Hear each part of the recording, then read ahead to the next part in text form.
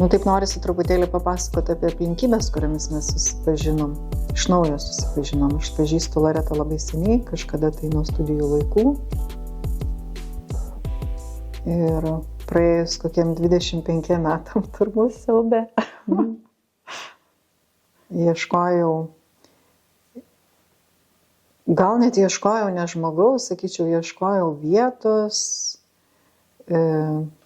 tokios aplinkos, kur galėčiau skirti laiko sau daugiau ir įvesti į savo dienos rutiną dar kažkokį tai patogų, sveiką laiką, pati su savim pabūti. Ir užmačiau Loretos užsiėmimus ir visiškai neuždavus jokių papildomų faktiškai klausimų, nei sau, nei jai, pakliuvau į tą grupę ir pajutau, kad tai yra ta vieta, kur aš ir turėjau būti. O gal gali, Loreta, daugiau papasakoti, ką tu toje studijoje veiki?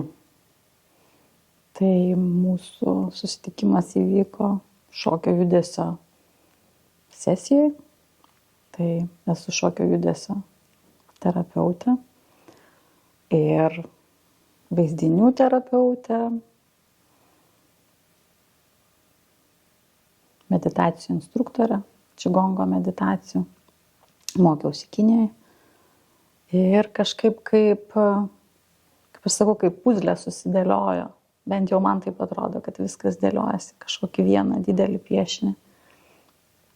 Ir susitikom su Sabina. Sabina atėjo į grupę.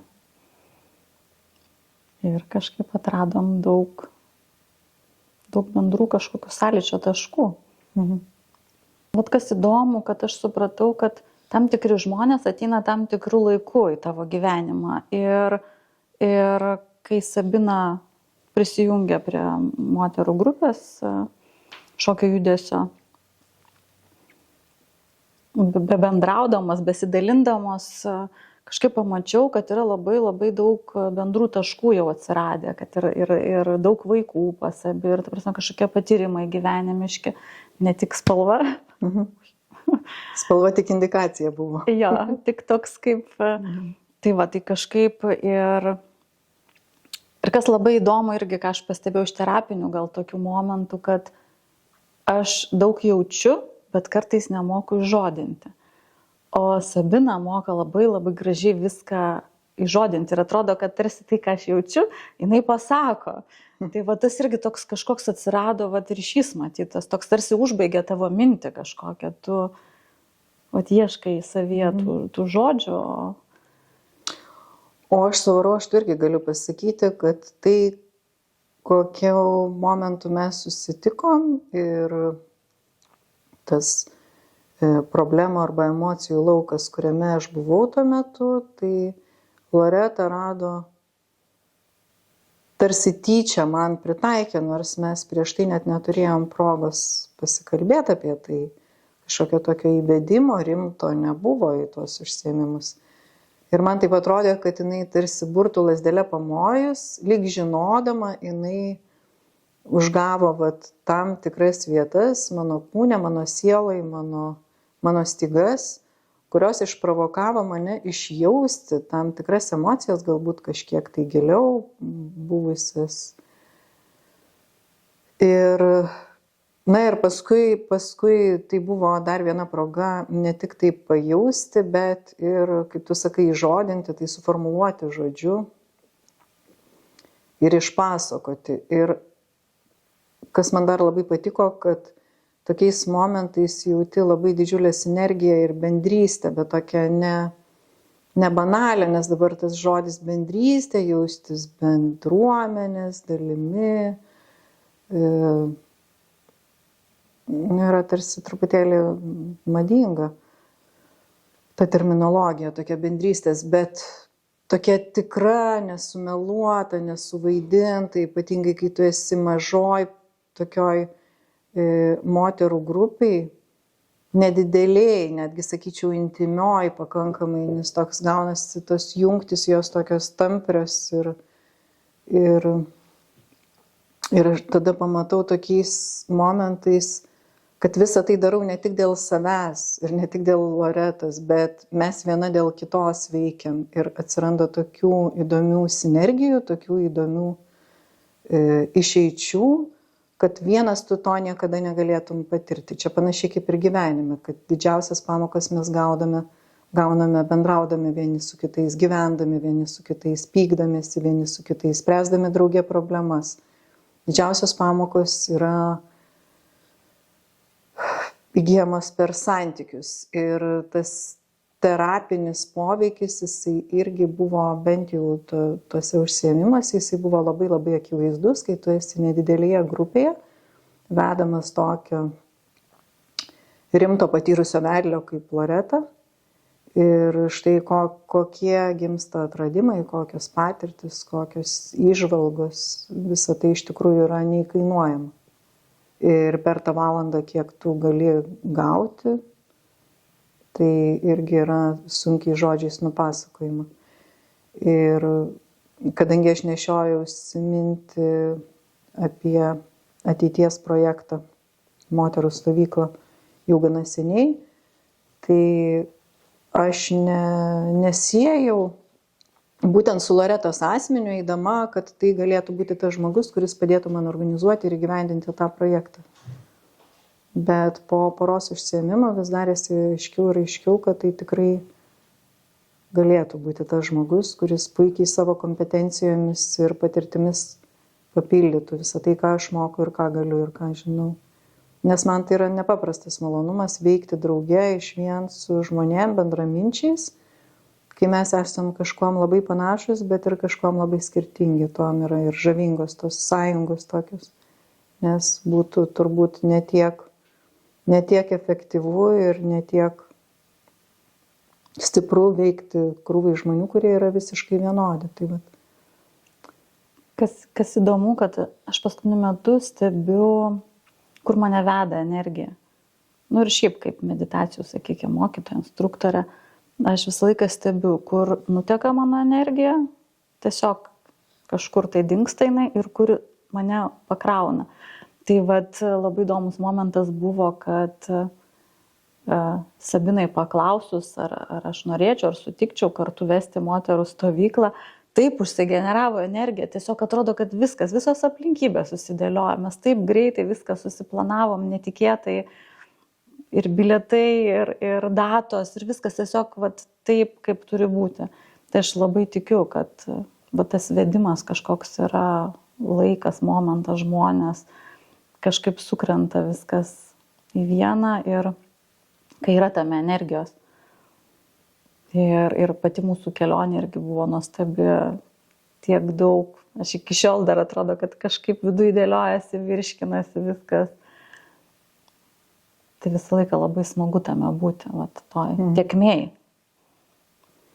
Jo, ir kaip paprastai tai ir būna tokia labai svarbus ženklas, kad kai viskas taip sekasi, lyg per sviestą eina, taip labai be didesnių kliūčių, kad tu esi teisingam kelyje, man bent jau taip būna.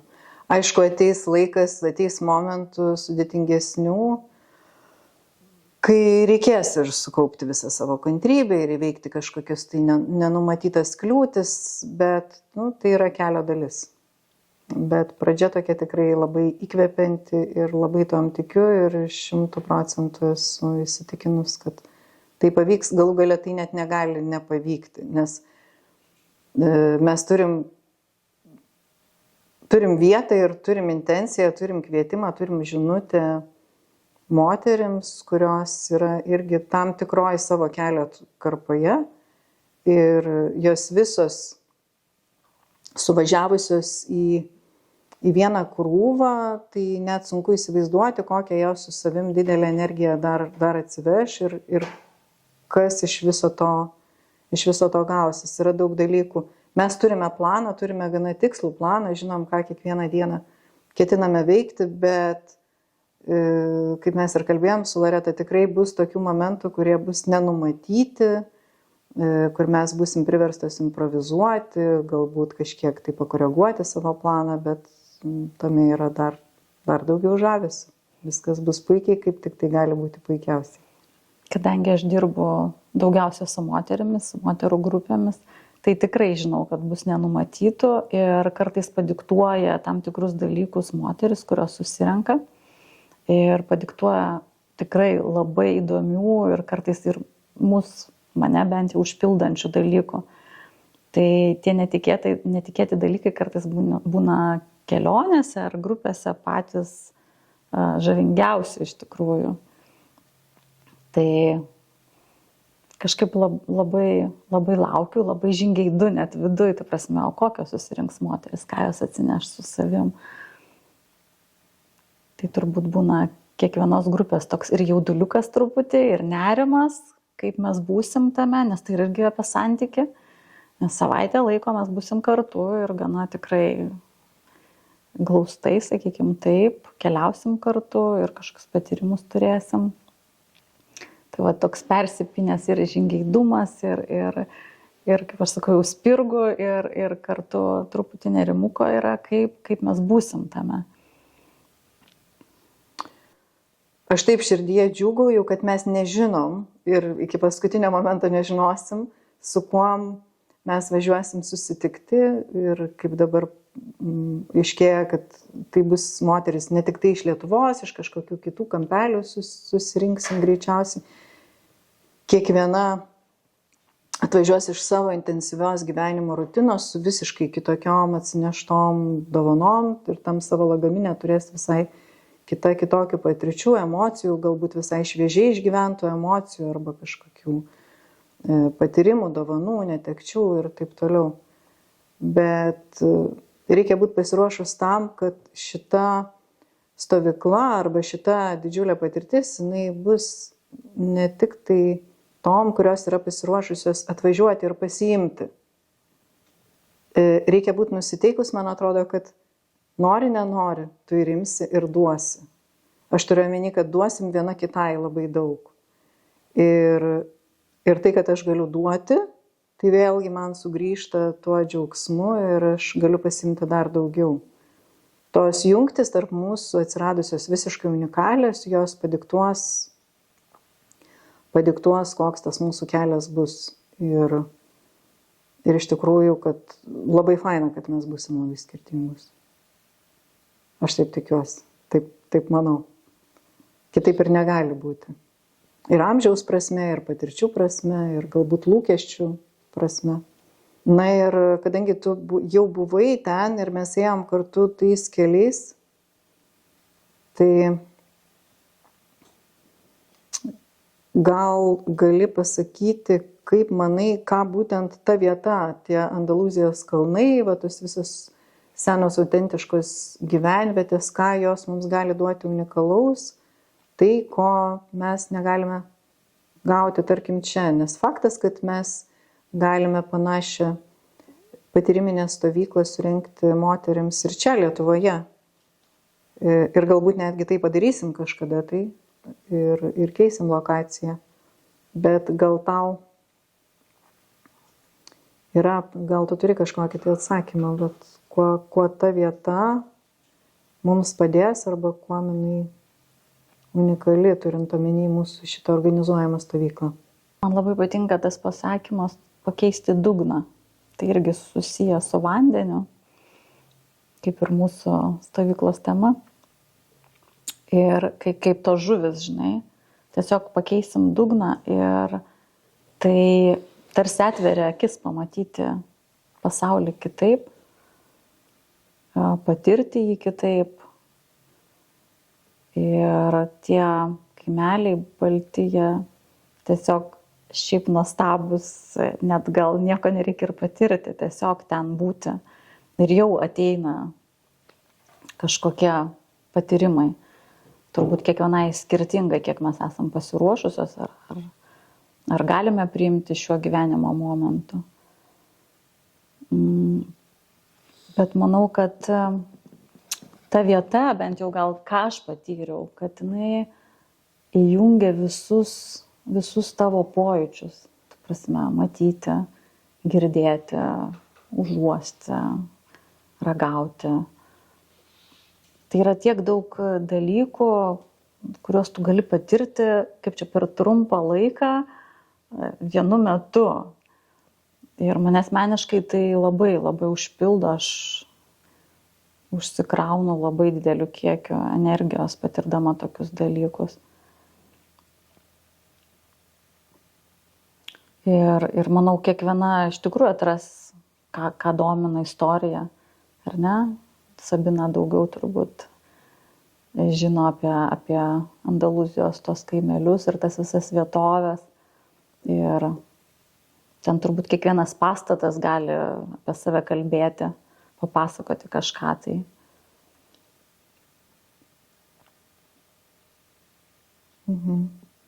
Tai aš irgi galiu paantrinti, kad ten man labai yra tiršti tie patyrimai. Vienas šalia kito, tiesiog akise veriasi stebuklai nuolat. Akise veriasi, atsiveria kvapų pavidalų, žiedų, spalvų, tolių. Aš turiu tokią silpnybę, man labai patinka vietos, kur aš galiu matyti labai toli.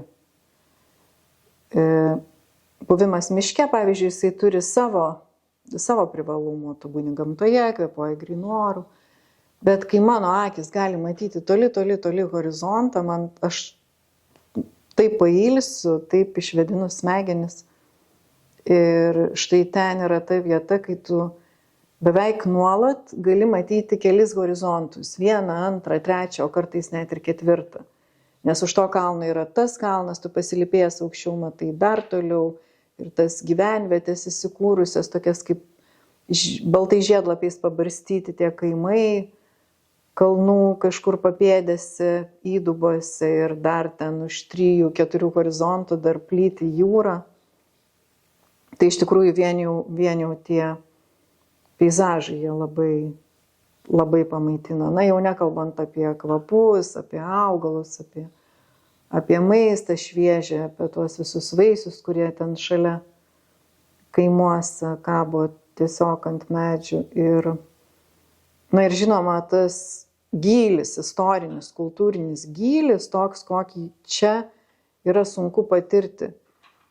Nes tie kaimai yra datuojami šimtais metų ir ten kokiam nors name, kuris buvo statytas prieš 300-400 metų, dar dabar gyvena tetulytė, ten kokia nors Marija ir jinai puikiai prisimena ten 2, 3, 4 kartas, kas gyveno iki jos tose namuose ir vaikštai tais grindiniais, akmenėlių mozaikom išdėliotais irgi prieš kelis šimtus metų ir tas visas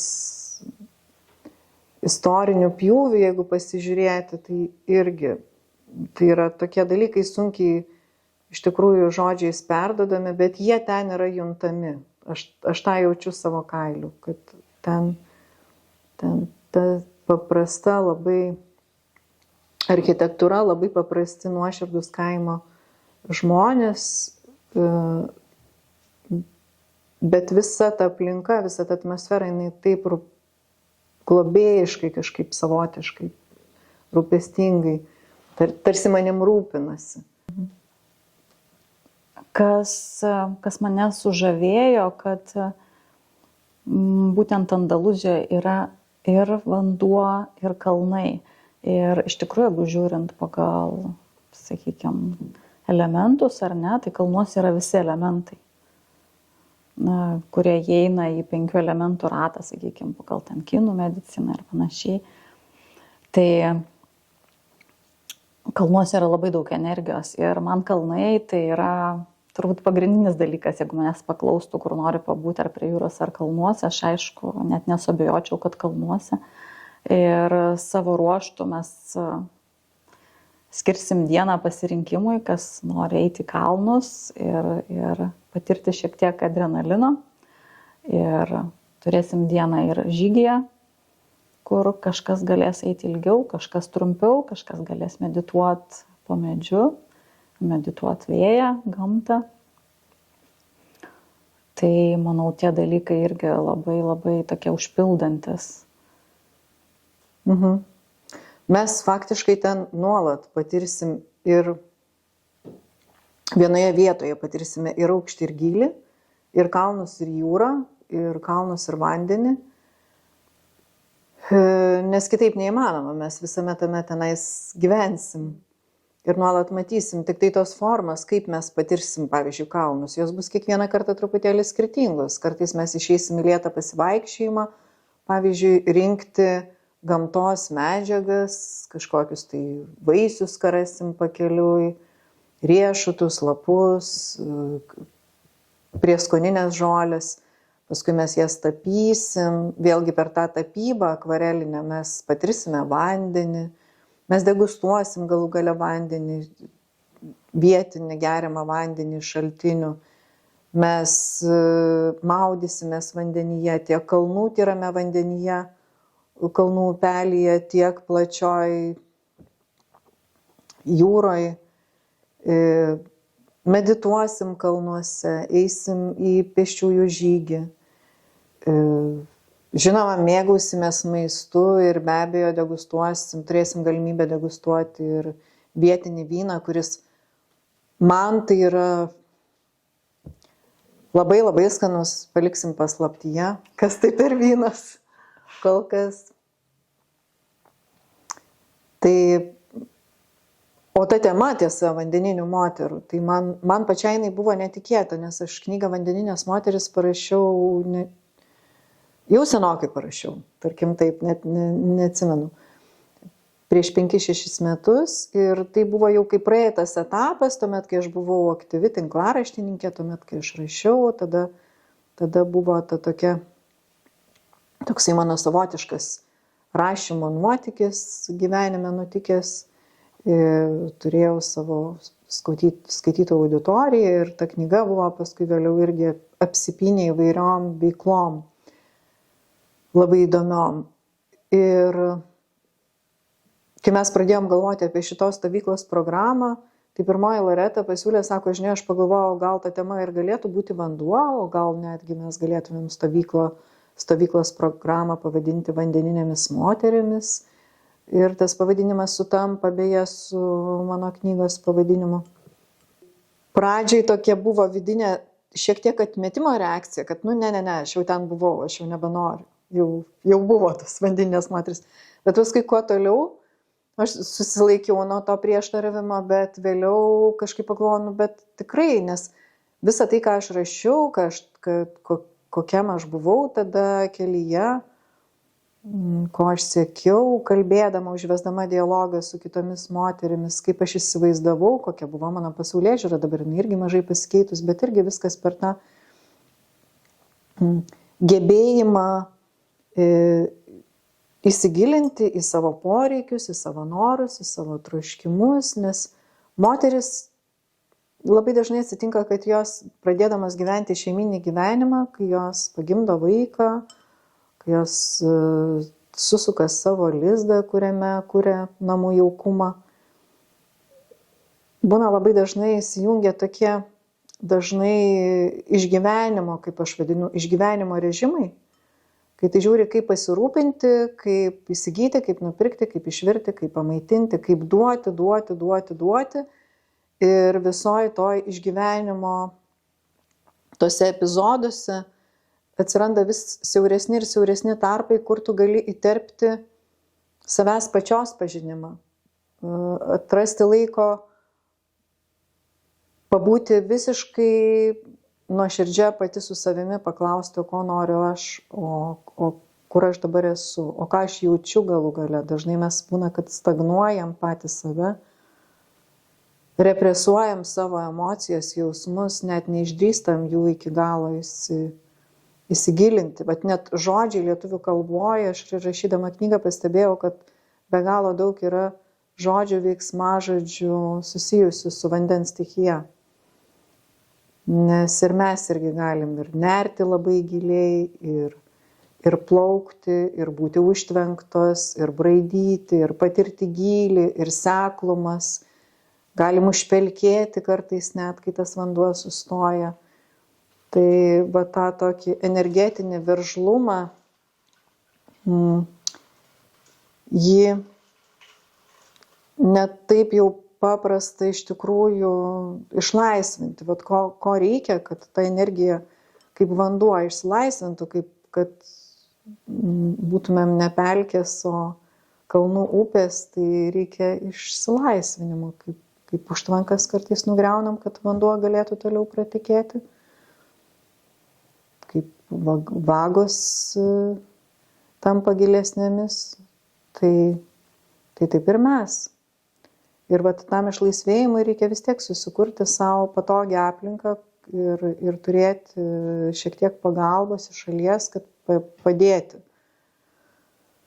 kitam. Tai vat ta vandens tema, manau, labai į temą.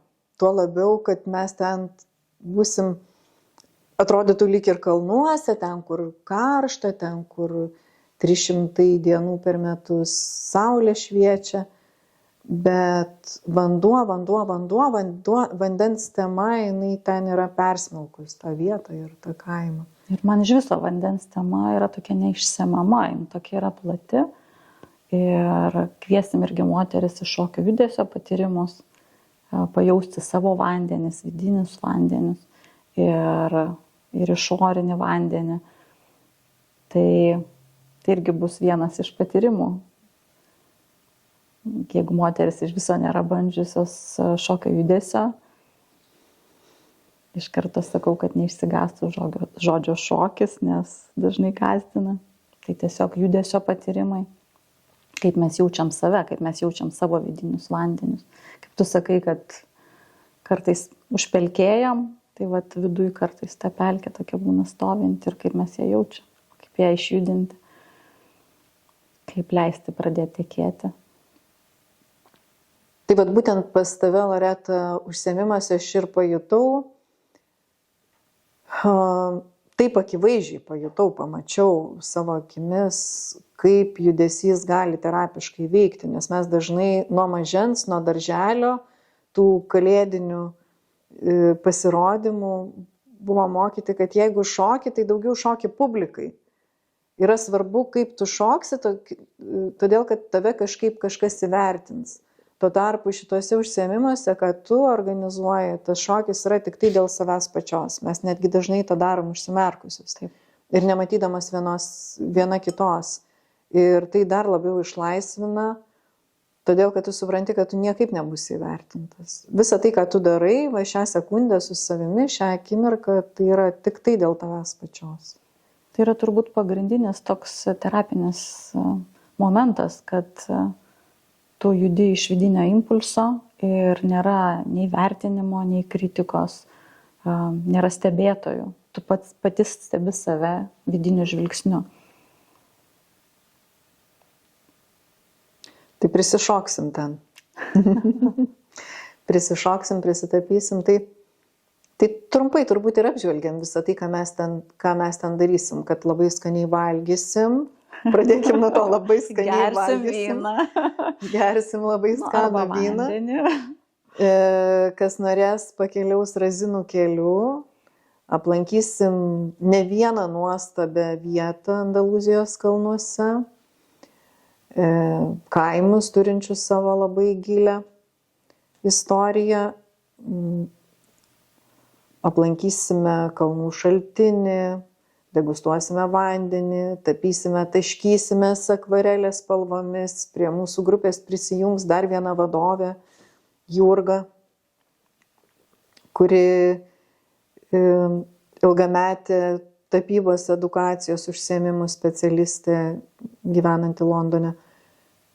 Tai irgi be galo džiaugiuosi tai, kad ir ji prisijungs prie mūsų, nes jie dar kitokie negu mes, bet irgi mes visos turim 3 labai daug bendro tarpusavyje. Tai vat ta meninės terapijos vadovė bus Jurga ir jinai taškysis su mumis akvarelę. O visa kita tai mes tiesiog duosim tekėti. Duosim tekėti ir žiūrėsim, kaip sakėm, kurioje vietoje reikės, improvizuosim ir žiūrėsim, kur mus nuneš.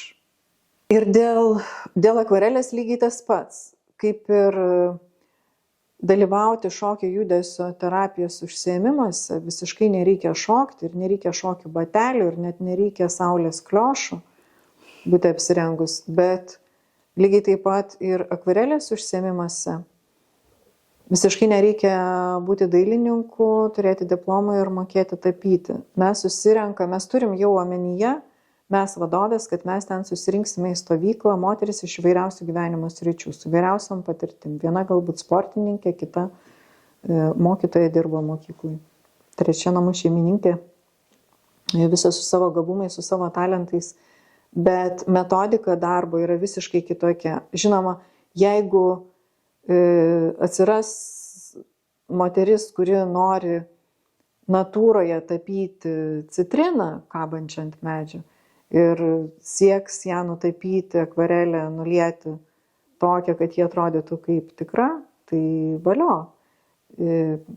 Tikrai galės tą padaryti, nes turės puikią meistrę, puikią akvarelės mokytoją, kuri padės įgyvendinti tą kūrybinį projektą.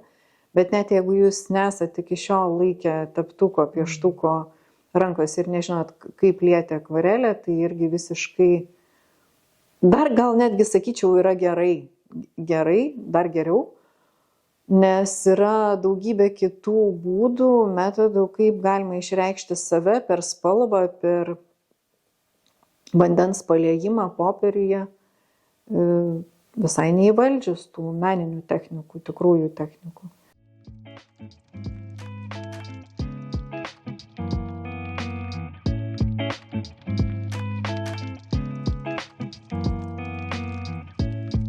Ta laimė tai nėra kažkokia pastovi būsena, aš galvoju, tai yra momentiniai pajutimai kažkokie jos, nors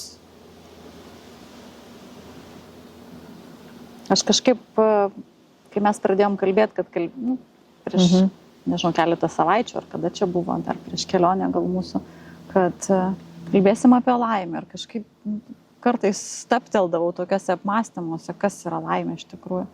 Ir pagalvojau, kad gal net gali būti keli lygmenys laimės. Nes tas pirminis toks momentas tai yra, kas man yra laimė. Tai yra tiesiog atsibusti ryte.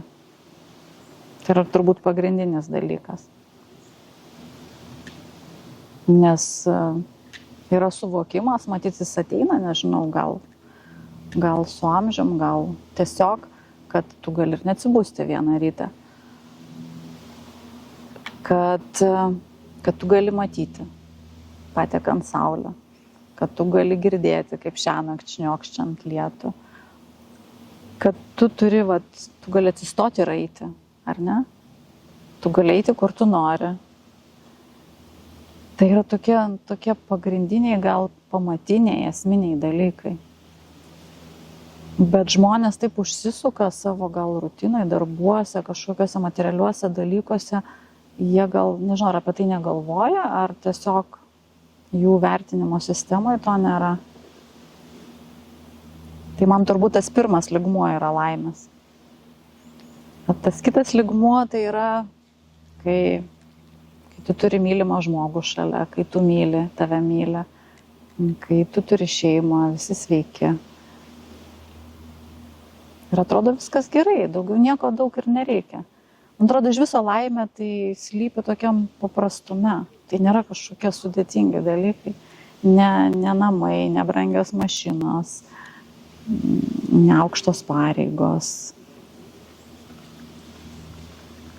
Laimė yra turbūt pastebėti paprastus dalykus ir jausti pilnatvę gyvenimo, džiaugsmą. Viskas yra laimė.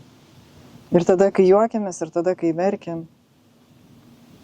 Nesivaizduok, mes tokią loteriją laimėjom, kad mes čia gimėm ir gyvenam.